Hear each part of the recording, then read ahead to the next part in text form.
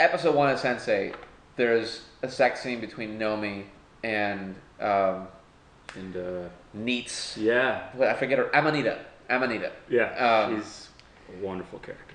And there's this moment, right? They finish doing what they're doing, and Amanita takes off the strap on. Yep.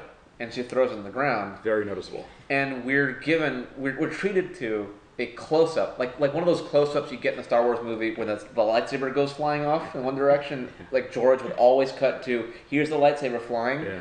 We get one of those inserts of the strap-on hitting the ground in all its like moist glory, right? And I think that's what got me to keep watching, was that moment. I was like, okay, that's different. Okay. That's very different. Let's see what happens next, yeah, right? Sure. Strap-ons keep Rafi interested. Yes, they do.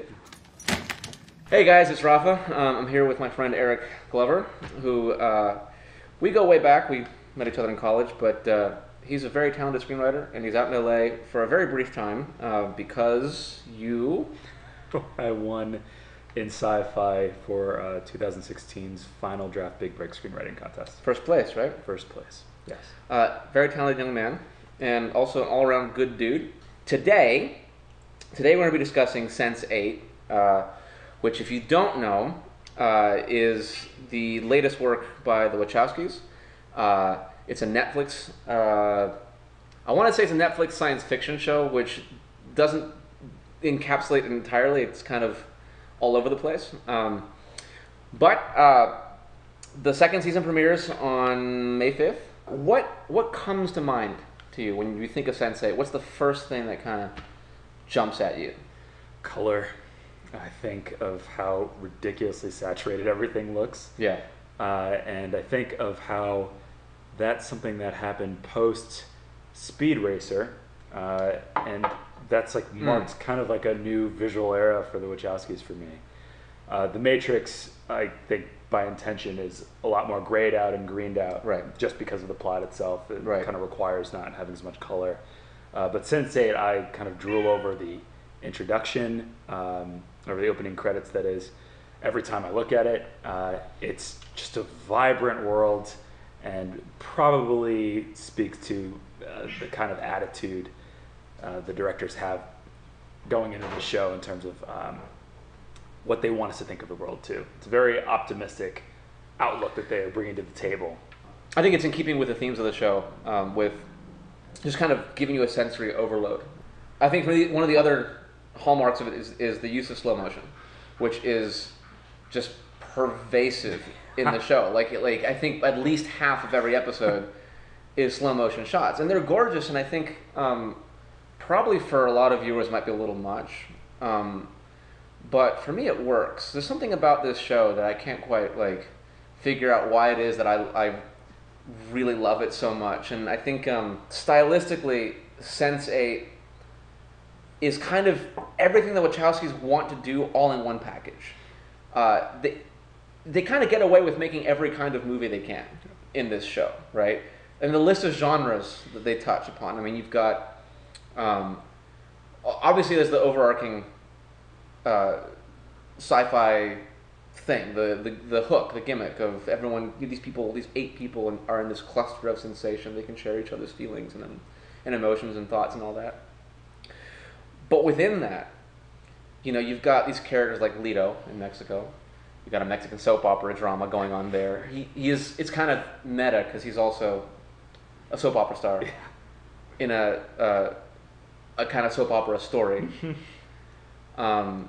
You've got Kala in India, and you'll have moments when the show just becomes a Bollywood. Oh my God, yeah. Rajan throws this party, this kind of engagement party for her, right? And all these backup dancers come out of nowhere, and they just start dancing. Yeah. And within the world of the movie, you might think, okay, maybe he planned this out, right? He's a wealthy dude, and he wanted to show off to his girlfriend, does his thing. But then she joins in the dancing, and her dancing is choreographed. Oh, okay. That's the thing that only makes sense in a Bollywood movie. Sure. Unabashedly hitting all these genres. I mean, what else do they do? They do thrillers with whispers. That's pretty much a big genre that at least I feel is super present. Mm-hmm. When it's Whispers versus Will, it always feels like it's edge of your seat. The little less action, they seem to be like reining in the karate chopping a little bit when it comes to the overarching plot. Although they do have a lot of, and that's another, the martial arts movies. They have Duna Bay's character, Sun. Yeah. Most of her scenes involve, Yeah. beating the snot out of people. Sure. The martial arts thing is still in the show, but when it comes to Whispers or whatever his name is, I forget his actual name, the show tends to make a more subdued, passive entertainment. Nomi can't fight, and she depends on hacking and hiding in order to fight. Right, then you get like the kind of cyber thriller hacking kind of storyline with her. Yeah. Yeah, sure. What's his name? Wolfie. Oh, Wolfie, man. it's a mob movie, Ooh, right? All the way through, down to the season finale. Yeah, it's almost ludicrously a mob movie when you get to the finale and it's this ridiculous shootout. It's like you're watching like a German Scarface or something. Then you have, weirdly, these moments of comedy, right? They just kind of come in, and they're almost like slapstick. I think in the Christmas special, there's that whole thing with Kala and Rajan and trying to have sex, and like So the dude breaks his dick, right? And it's so Goofy. it's goofy. It's really goofy, right? Like it's the kind of thing you'd expect from like a Seth Rogen movie or something. Sure. And somehow all these genres coexist in this one umbrella of a show. Yeah. This constant genre shifting. It's not so much blending as it is you're kind of changing channels, right? Yeah. But the more I thought about it, and I watched it a second time, it fit. Because they're kind of switching channels too, right? They're going from around the world in a moment. They're kind of flashing to someone else, someone else's experience, someone else's life, and why not someone else's genre? It's kind of like a meta version of what they're actually going through. Yeah. Will's story is probably the most stressful to watch and engaging because he is so wrapped up in saving Riley, and in the Christmas special, he kind of has to save himself. He's been driven to this heroin addiction. His body is on the line in a way that it really hasn't been before, and his mind as well.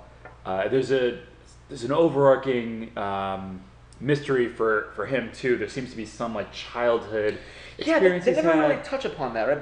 But but the missing child thing that is, I guess his father was looking for this kid.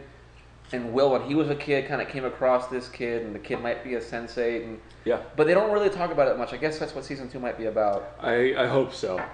It's a plot line that they have been teasing for a little bit, and it makes me feel like Will is the main character. In terms of the plot, he's kind of like in the middle of the most. He's like the linchpin right now. Yeah. Right? He's like in the middle of the most important thing.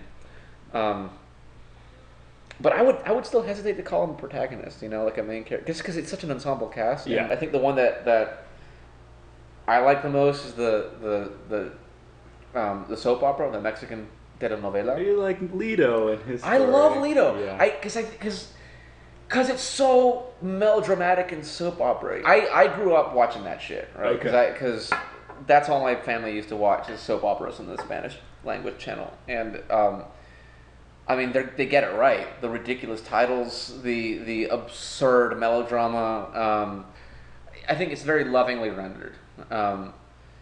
And I think even if I didn't enjoy that kind of channel switching thing they were doing, I would still appreciate the ambition of blending like so many genres into one TV show. Like, who else would do that? You get laughed out of the studio. Sure. Like trying to pitch this. Yeah, I respect that too. And the flamboyance with Leo's storyline can be a lot of fun.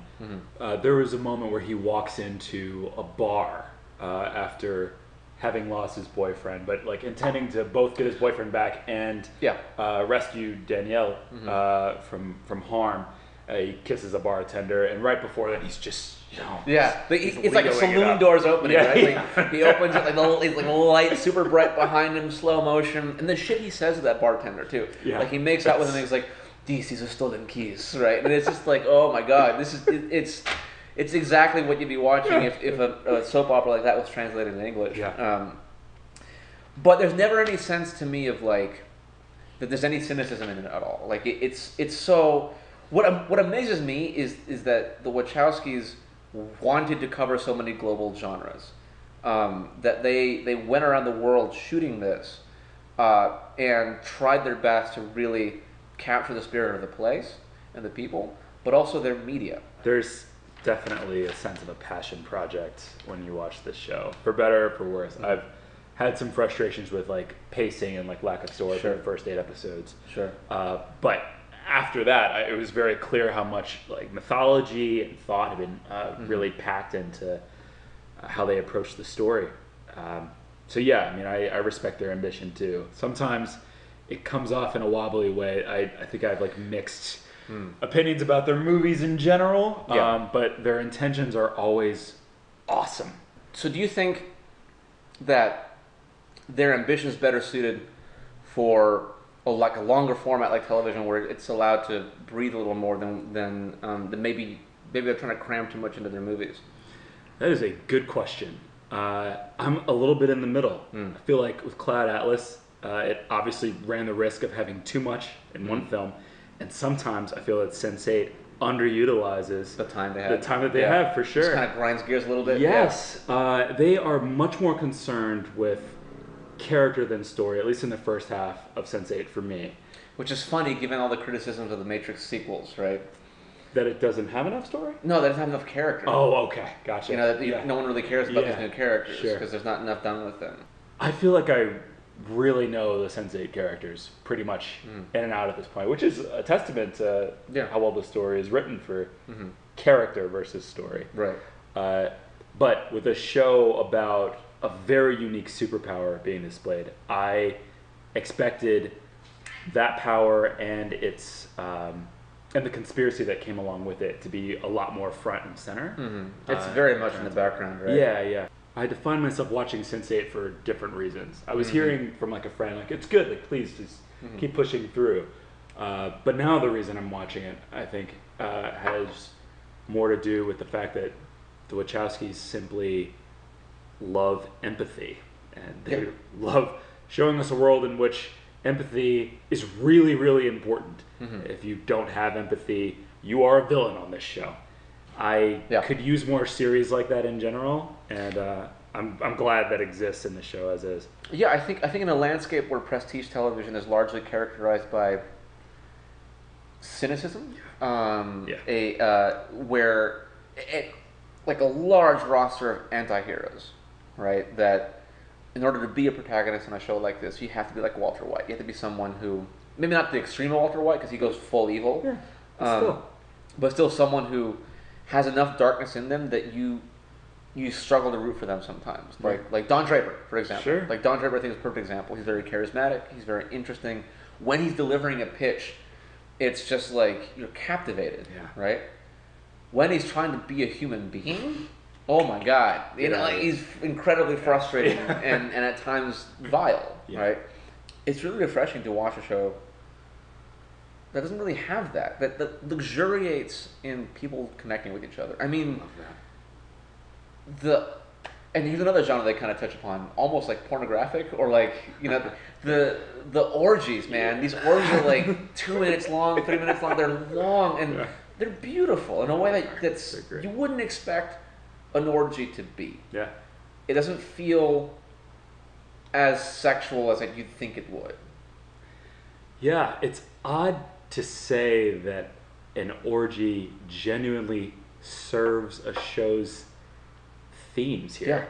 It really is there for plot purposes, thematic purposes. It is sexy for sure, but character purposes, like seeing Will kind of experience sex as a straight man, like through a gay man, with a gay man, kind of, and not minding maybe. Both in the Christmas special and in season 1 is really cool, and it's not just him; it's the other characters. Yeah, it's part of how they break their barriers, of their cultural barriers, right? How much more viscerally can you understand someone else's lived experience than how they're sexually intimate with someone else, especially if their orientation or their identity is different than yours?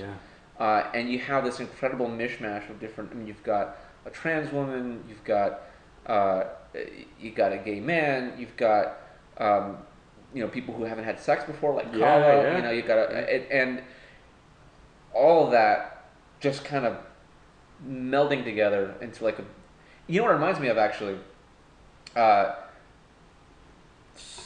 What's the second Matrix movie called? Reloaded. Reloaded. Yeah, the right. Zion scene? Yeah, the Zion scene. Yeah, the rave. The rave. For sure.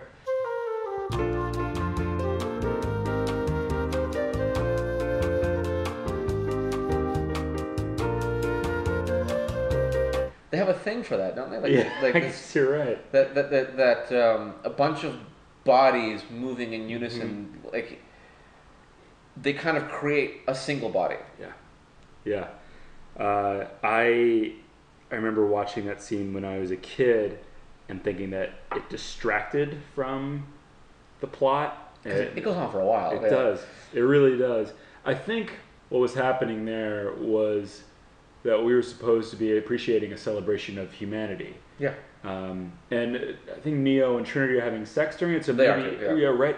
So I think I got a little bit caught up in how that scene was just gratuitous and just a pleasure-seeking scene for the sense of it being there. And at the point that happens to, we spent a lot of time outside of the Matrix too. I think Yes. that was kind of a shock because I think a lot of people wanted to see more of the Matrix itself. Right. And instead, here we are, plopped down into a movie where most of it takes place in the real world, and then we're hit with this orgy that doesn't have any plot significance. It's just an experiential thing. Because we were expecting something different than what we got, that might have colored our appreciation for that. Yeah.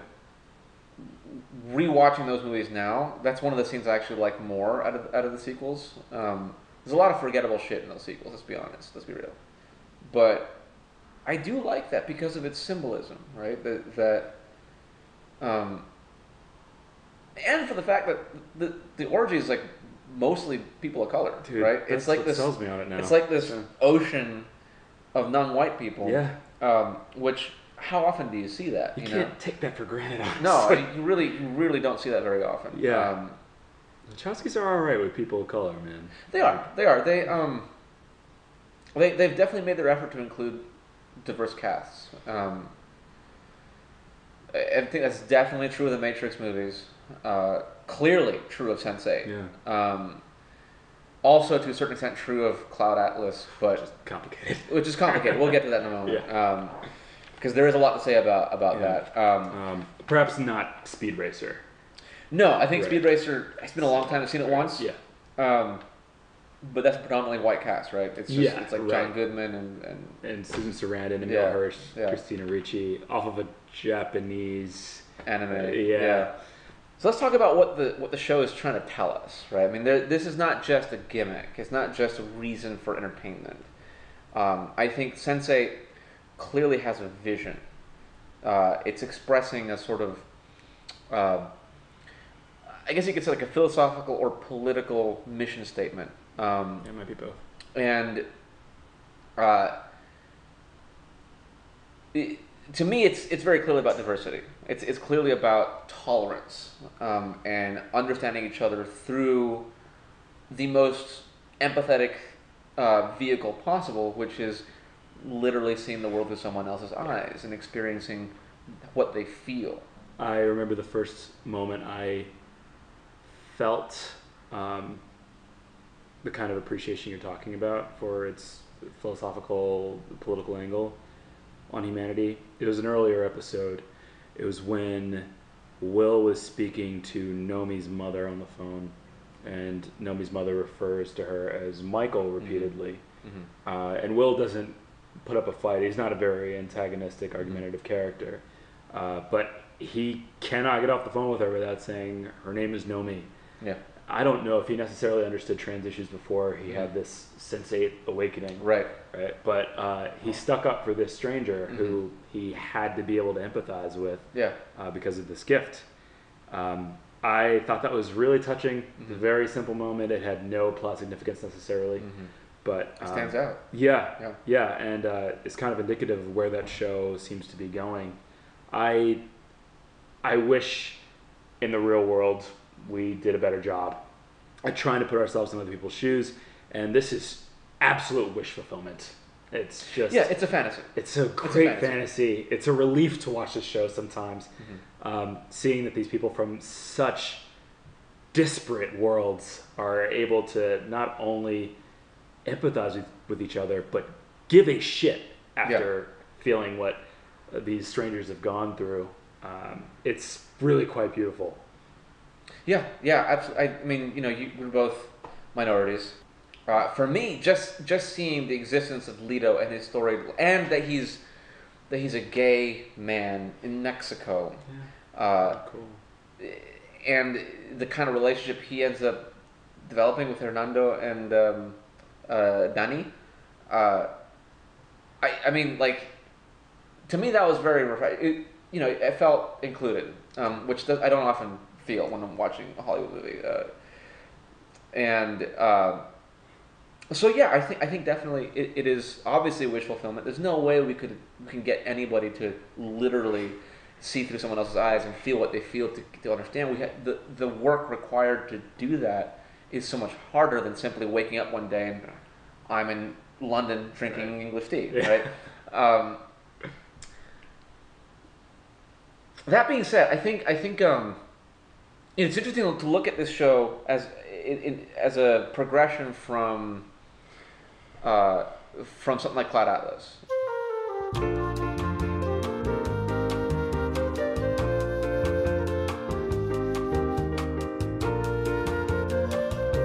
And if you want to go further back, Speed Racer, right? Speed Racer is classic Hollywood. You take a property from another country, like Japan, and then you turn it into an American thing with like a pretty much all white cast and all that. And then they went from there to Cloud Atlas, which I think tried in its own way to deal with similar themes. Yes. Right. It's the mechanism is different. It's genetic memory, I guess. Different souls being reincarnated at different time periods in different lives, and this accumulation of experience and like subconscious memory eventually leading to some kind of fresh beginning for humanity. Yeah. But the way Cloud Atlas goes about it is not without its problems. I think the biggest controversy with Cloud Atlas was the yellow face. Yeah.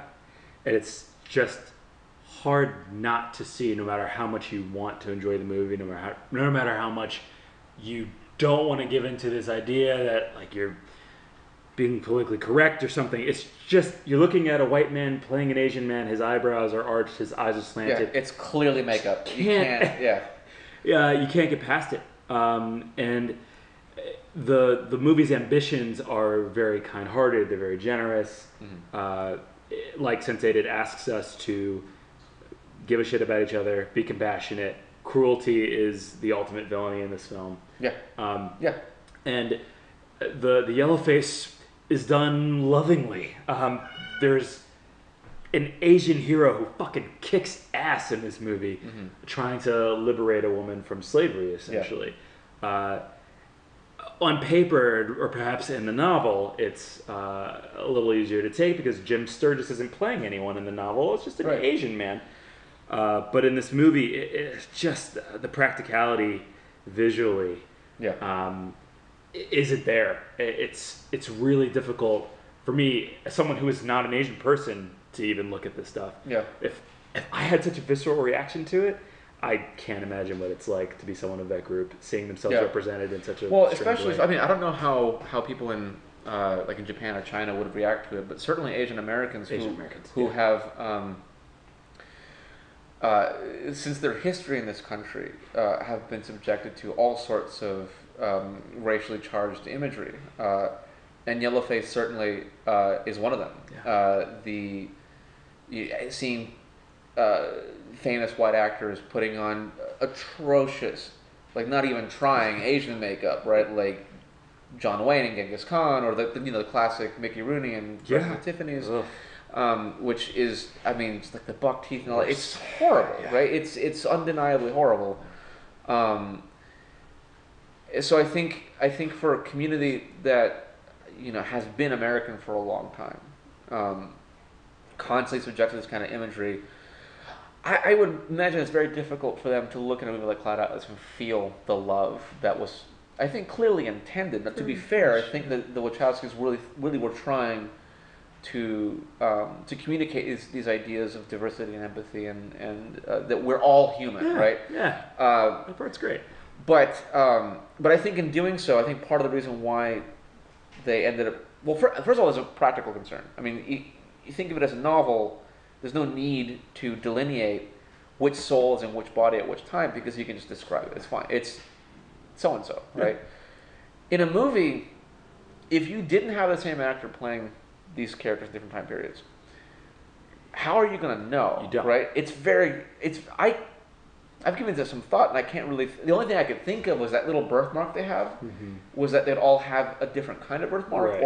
or different places, which, I mean, would people still pick up on it? It's hard. Like, it's a really difficult task to attempt to accomplish cinematically.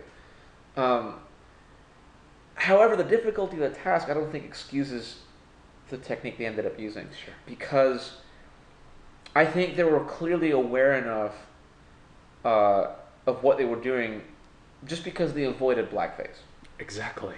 And they had the opportunity, right? Yeah. They had several black actors in there. They had several white actors who could have swapped. I mean, they did, Halle Berry being a white woman. The fact they avoided doing the opposite, I think, shows that they knew to an extent that this is a line that cannot be crossed. Exactly. Blackface cannot be crossed. Right.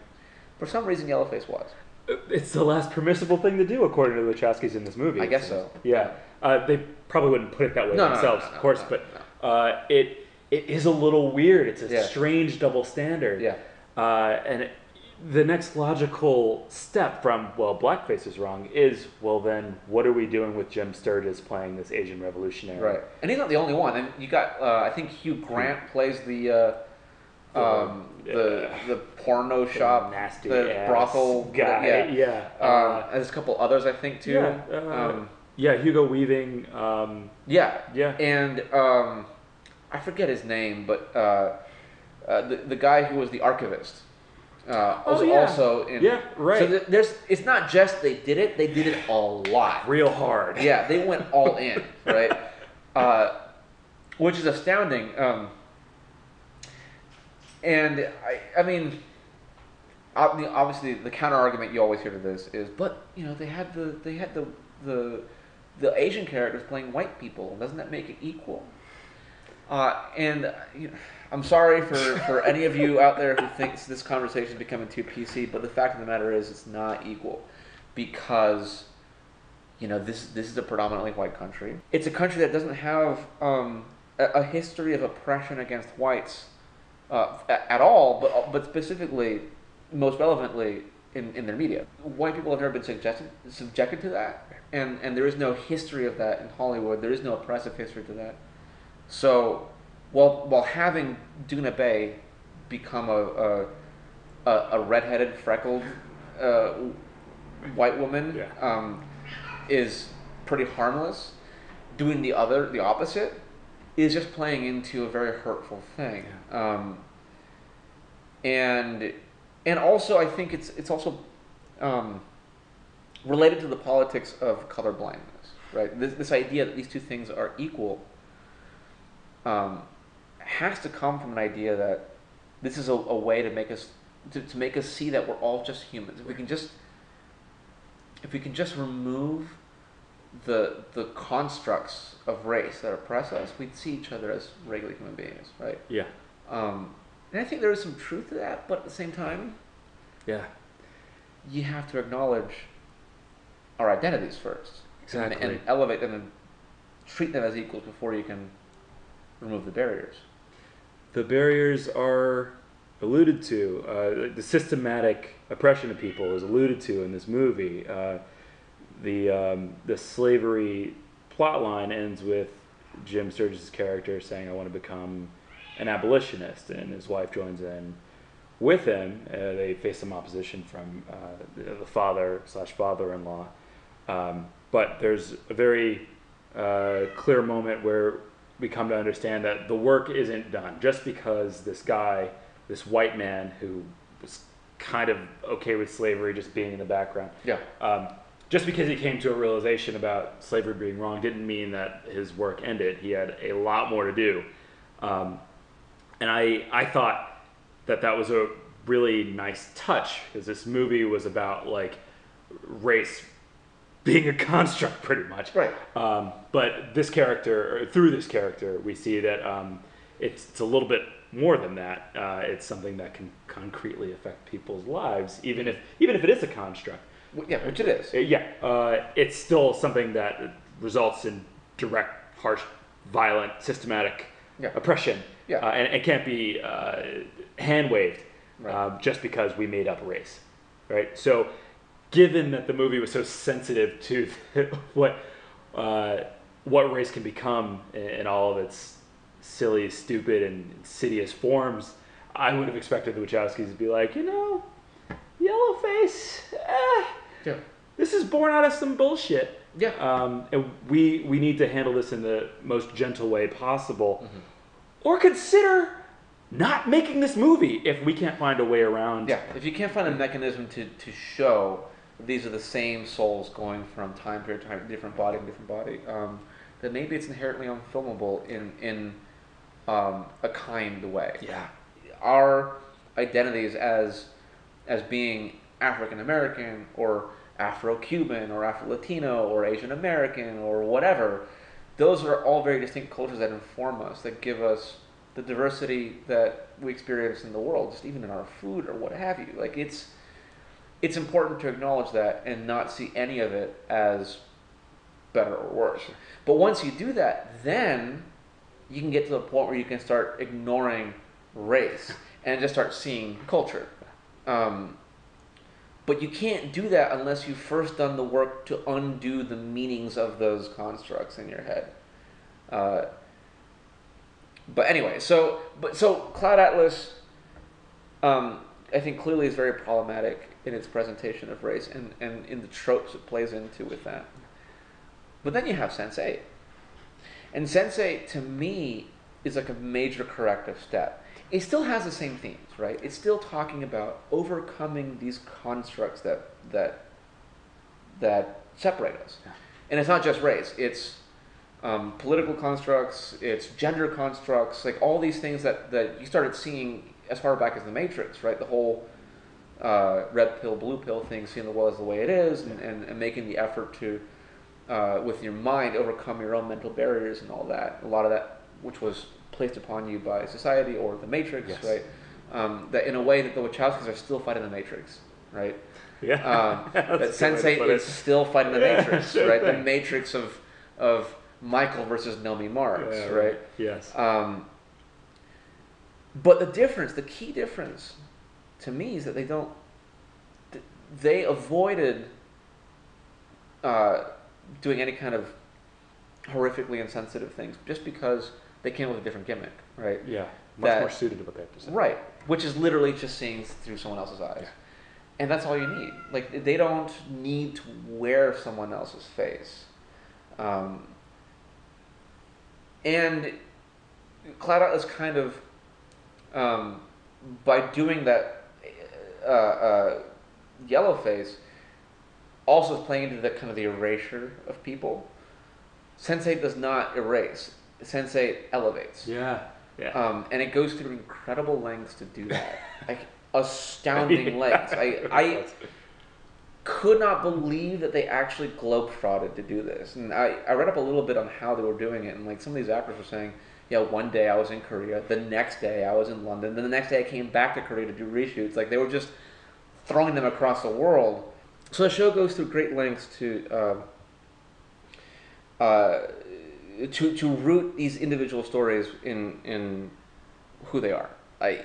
It's not just a woman not knowing if she wants to get married or not. It's an Indian woman with an Indian marriage and Indian cultural pressures. The show has yet to show us a conservative character who comes to understand the plight of That's a very good marginalized point. group. Mm-hmm. We have Nomi's mother, who seems to refuse to understand what it means to have a trans existence, right? I would love to see a plot line where Nomi's mom comes to understand her more. I would love to see the show have people empathize with each other without being Sense8s. Yeah. Right now, we're in a place where, the proverbial liberal bubble, I hate that term, but just using it here, kind of ironically, actually, we have a bubble of 8 people who are very kind to each other. Yes. And they're challenged in some ways, but when it comes to like politics or ideology, we haven't seen a lot of like. Yeah, you get the impression they're kind of predisposed to like each other, right? What you don't have, for example, is like that Heineken ad, right? Where you get someone you don't have someone who is biased against trans people suddenly seeing the world through Nomi's eyes, right? You don't have that. You have a cast of characters who you're never given any suggestion that they might dislike anybody else in that bubble. Right. And you're right. I hadn't really thought of that, but that's a very good observation. I think it's not just that though. It's also, I think, for the show to really make good on its efforts to really show a breadth and scope of empathy, I would like to see conservative characters. Maybe not necessarily them changing their minds, but shown as the human beings they are, instead of like, I think you see a little bit of a two-dimensional approach to some people who like Nomi's mother, right? Nomi's mother is just like, you're Michael, right? It's like completely without any, we don't know who the hell she is. Right. All we know of her is that she's the one who refuses to acknowledge Nomi's identity. Yeah. We don't know why. That's just the way she is, and it comes across as like really flat villainy. Sure. To a certain extent, I understand, especially as trans women, that they feel the Wachowskis might not feel any responsibility to necessarily. No, it's not. Color and they're not like required. That. Yeah, obviously. not at all, at all. But it might be interesting if they one episode were to show that Nomi's mother's fear about something is what's fueling some of her prejudice. That'll be extra credit for me. Is it doing a good enough job showing us a world that kind of can exist in ours, like one in which empathy, compassion coming together across like race, culture, holding hands, gender, kumbaya. Is that something that's successfully doing? I think the show is not concerned with that, and it's a safe place for me to go to as someone who fiercely cares about people who are in marginalized groups. I like seeing these characters being able to just empathize, and that's the end of story. But given all that, if we're going to make this a show that's more relevant to what the current landscape is, at least in our country in particular, it might have to challenge itself. It might have to introduce characters who aren't as likable into a cluster. It might have to show us villains who have sympathetic angles on particular social issues, and see them maybe grow from getting to know people like Nomi or Leto. I'm kind of cool where we are, but this is not a show that's going to serve anyone but people with my ideology as it is now. Yeah, I wonder if, I would love to see the data on who's streaming this show. Sure. Like, in like the deep heart of the South, right? Are people watching this show and do they like it? You know, like that'd be something I'd be curious to see. Yeah. Do you think simply being able to see through their eyes, would that be enough to overcome barriers, or is there a limit to that kind of very visceral, empathetic experience? I'm not sure if it would be enough to change someone's mind. I think it would certainly open them up to conversation. As I've told conservative people in my life, like, you know, as a queer man, as a black man, like how much just terror I've felt just existing in this country. I've gone ad nauseum. I've cried in front of them. I've essentially like begged them to see my point of view. But no matter how much pain I present to them, at the end of the day, their ideology wins out for the most part. Where I actually start to make some progress with them is when I say, I'm in pain. And they know what pain feels like. And they'll acknowledge that we have some common ground, even if we don't have as much as I would like, which is basically them coming to my side of right. Yeah. Right. issue or ideology. Yeah. So I'm not sure that if we had this ability in real life, we would necessarily very quickly come to understand each other more or align ourselves more. I wish the show would tackle that more, and I think they have the opportunity. I mean, the existence of Whisper suggests that just being a sensei does not Good point. preclude being completely unable to care about your own kind, even. Not let alone other people. I mean, he wiped out his own. Yeah, you're totally his right. own, what do you call it? His cluster. Cluster, yeah.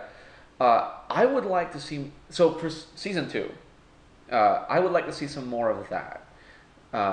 Maybe not so much Whispers, maybe some other characters, but just to get this feeling of like, there's a limit to how much being in each other's shoes gets us to care for them, or to understand them, or to want to protect them, or any of that. I would like to see the show get a little darker. And show that it's not just enough to be in each other's bodies. There is still work to be done. How about you? What are you interested in seeing for season 2? Season 2, man, they have got to stick with the sci-fi this time. I think 2 seasons of super slow burn is too much. Sure, yeah, I'm right there. I've enjoyed getting to know these characters, their quirks, their likes and dislikes, but that was far too much time spent on it last season. More plot. Yeah, more please, story, let's kill more this. direction. Yeah. Even the Christmas episode wasn't that story heavy, and No. I was wondering why it was even a thing, because I expected the show to kind of hit the ground running with their new doors that they had just opened. Will, and I'm just gonna stick with that. If anyone's the main character, he's been through. I'll grant you that. Yeah, I think you're right. Yeah. Yeah, he's talked with Jonas. He's had the best, clearest relationship with Angelica, or Right. Yeah, you're right, Angelica. He's taken on this agency. He's the only sensei to have met another sensei in person. He's the engine for me, and I would like to see him have a win. He's been beaten down pretty brutally in the past 4 or 5 episodes. Yeah. And it seems with this cluster behind him, there is hope, but barely. Thanks for watching, guys. If you like that, there will be a lot more of these conversation videos coming, since they're way easier to produce than my video essays. I know for sure that I'll be doing 2 more of these conversation videos in the near future, one for Alien Covenant, and the other for the premiere of the Twin Peaks revival, so stay tuned for that.